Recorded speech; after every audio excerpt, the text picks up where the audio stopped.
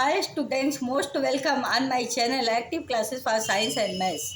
Today I am going to teach types of work based on the direction. आज हम आपको previous class में कल हमने आपको वर्क पढ़ाया था कि वर्क क्या चीज़ होता है।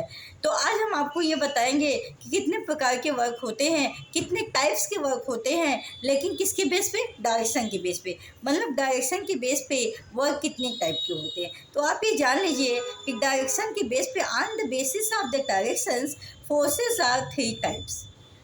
फर्स्ट है positive. On the basis of the direction works are 3 types. First है पॉजिटिव वर्क, सेकंड है निगेटिव वर्क, थर्ड है zero work. Positive work is equal to होता है force into displacement. Work is equal to force into displacement, इसको लिखते हैं F D cos theta. Cos theta, theta जो है एंगल होती है फोर्स और डिस्प्लेसमेंट के बीच की एंगल होती है। ठीक, तो आप ये समझिए कि अगर फोर्स उसी डायरेक्शन में जा रहा है जिस डायरेक्शन में वर्क आप करना चाहते हैं, तो अगर वर्क उसी डायरेक्शन में हुआ जिस डायरेक्शन में हम फोर्स अप्लाई कर रहे हैं, तो ऐसे फोर्स को हम पॉजिटिव फोर्स कहते हैं। लेकिन अगर उसका जिस डायरेक्शन में आप फोर्स अप्लाई कर रहे हैं और उसके अपोजिट डायरेक्शन में वर्क हो रहा है, इसका मतलब ये हुआ कि वो फोर्स जो है, वर्क जो है, निगेटिव वर्क है।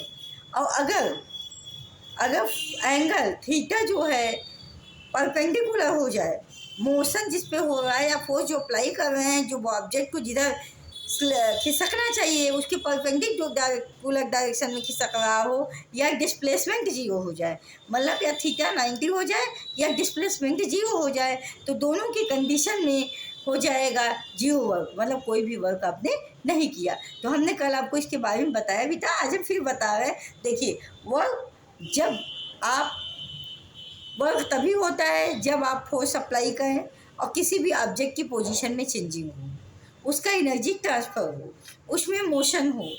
आप अगर एक स्थान से दूसरे स्थान पे जा रहे हैं तो ही आप मोशन के अंतर्गत आएंगी, तो ही आपने वर्क किया। अगर आप मोशन नहीं किए, डिस्प्लेसमेंट आपका नहीं हुआ, आप एक ही स्थान पे बैठे हुए हैं, तो आपने कोई वर्क नहीं किया। तो ऐसे इट इज स्टूडेंट, इसी तरह आप समझिए कि सब कार्य आप चल के ही तो करते हैं, एक जगह स्थान से दूसरे स्थान पे ही तो करते हैं, तो इसका मतलब आप वर्क कर रहे होते हैं। अगर आप एक जगह बैठ के सिर्फ टीवी देख रहे हैं तो आप कोई वर्क नहीं कर रहे हैं, क्योंकि आप में डिस्प्लेसमेंट नहीं हुआ। अगर डी जीरो हो जाता है, डी जीरो की कंडीशन में एफ डी कास थीटा पूरा जीरो हो जाता है, और पूरा जीरो होने का ये मतलब है कि वर्क ही जीरो हो जाता है। तो आप देखिए, work is equal to force into displacement F D cos theta, means force in the direction of work, या वर्क उस डायरेक्शन में हो जिधर आप फोर्स अप्लाई करते हो, और थीटा जो है दोनों के बीच की एंगल है कि कितने एंगल पे आप फोर्स लगा रहे हैं और डिस्प्लेसमेंट कितने एंगल के बीच हो रहा है, यही है। तो आप देखिए, work are 3 types on the basis of direction. First है इफ थीटा कॉस थीटा से, मतलब इस फार्मूले में पूरा जो डिपेंड करेगा डी ऑफ थीटा पे, इस फार्मूले में पूरी जो डिपेंडेंसी है वर्क की, वो थीटा और डी पर ही है, डिस्प्लेसमेंट और थीटा एंगल पर है। देखिए, अगर आपको कास थीटा में अगर थीटा की वैल्यू 0 से ग्रेटर हो जाए और 90 से लेस हो जाए, 0 से ग्रेटर हो जाए और 90 से लेस हो जाए, 0 से ग्रेटर हो या 0 के इक्वल, 0 से ग्रेटर हो या 0 के इक्वल हो, तो आप ये समझ लीजिए अगर ये थीटा 0 के बराबर हो जाएगा, तो यहाँ पे थीटा की वैल्यू अगर हम 0 रख देंगे तो ये हो जाएगा कास 0 की वैल्यू 1 आती है, तो हो जाएगा एफ डी। अगर 0 कास थीटा की वैल्यू 30 आती है, तो इसका मतलब ये हुआ कि कास थीटा की वैल्यू 1 से ग्रेटर आएगी। अगर कास थीटा की वैल्यू 1 से ग्रेटर आएगी, तो ये फोर्स एफ डी जो है, फोर्स जो होगा, वर्क जो होगा आपका पॉजिटिव वर्क होगा, मतलब वो उसी डायरेक्शन में वर्क होगा जिस डायरेक्शन में आप फोर्स अप्लाई करेंगे। जैसे आप पुलेंगे ट्रॉली, जब आप ट्रॉली को खींचते हैं, जिस डायरेक्शन में आप ट्रॉली को खींचते हैं उसी डायरेक्शन में वो खींचा जाता है, फॉरवर्ड डायरेक्शन, मतलब आगे की डायरेक्शन में।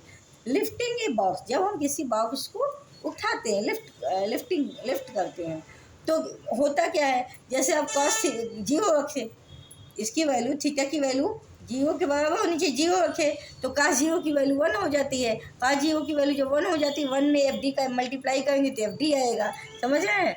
तो ये जो वर्क होगा आपका, जो वर्क होगा एफ ऑफ डी की अगर वैल्यू दी गई रहेगी तो आप एफ ऑफ डी का मल्टीप्लाई कर लेंगे, तो जितना उसकी वैल्यू आएगी उसी डायरेक्शन में उतना फोर्स, उतना न्यूटन फोर्स अप्लाई होगा, ठीक।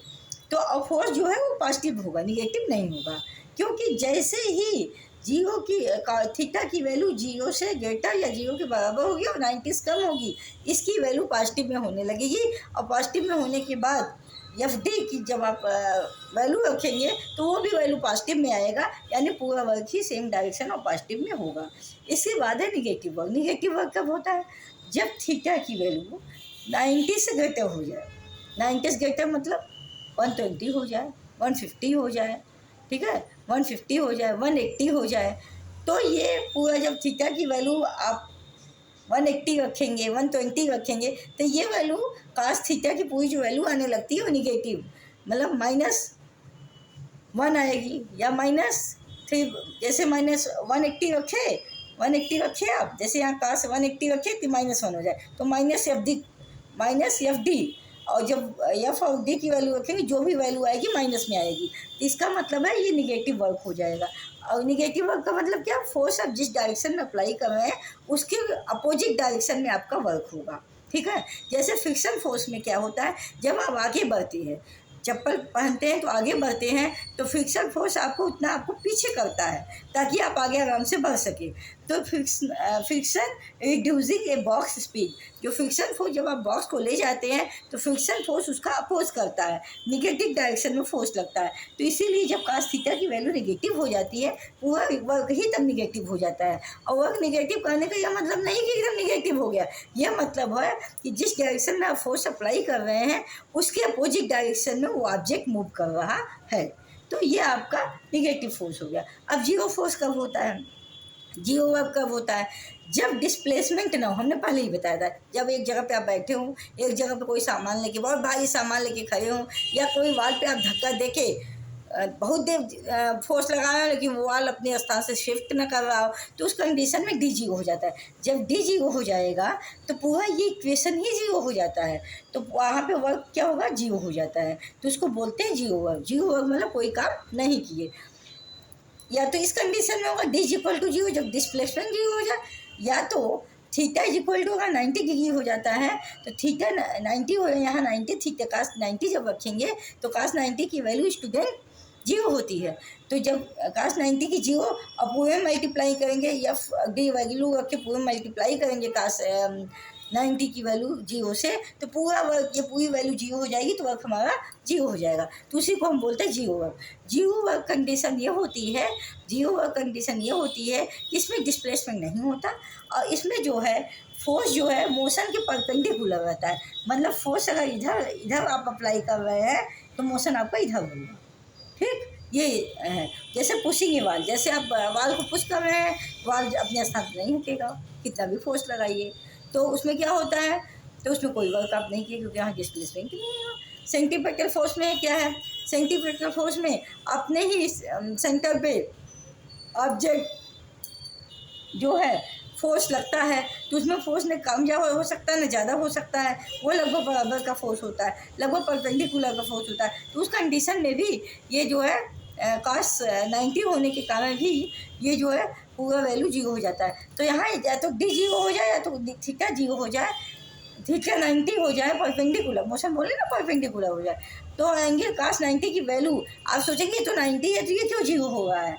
तो ये कास 90 जब आप वैल्यू रखेंगे तो कास 90 की वैल्यू पूरी जीरो होती है, और जब पूरी जीरो रखेंगे, आप ये समझ लीजिए कास 90 की वैल्यू जीरो होती है तो पूरा वर्क ही जीरो हो जाएगा। और कास जीरो रखेंगे तो अब आप कहेंगे यहाँ कैसे पॉजिटिव हो रहा है, क्योंकि आपने कास जीरो रखा, तो कास जीरो की वैल्यू 1 होती है, तो 1 जब रखेंगे पूरा ये वैल्यू क्या है? पॉजिटिव आएगा, ठीक है। तो यहाँ पे आप समझिए कि आपका जीरो वर्क होगा, कोई वर्क नहीं होगा। कभी डायरेक्शन में जब फोर्स परपेंडिकुलर हो मोशन के, या डिस्प्लेसमेंट जीरो हो, या थीटा इक्वल टू 90 डिग्री हो। तो सो स्टूडेंट, आज हमने आपको types of work on the basis of direction के बारे में बताया, विस्तृत दिया, और आपको हमने ये भी बताया कि थीटा की क्या क्या वैल्यू रखी जाए।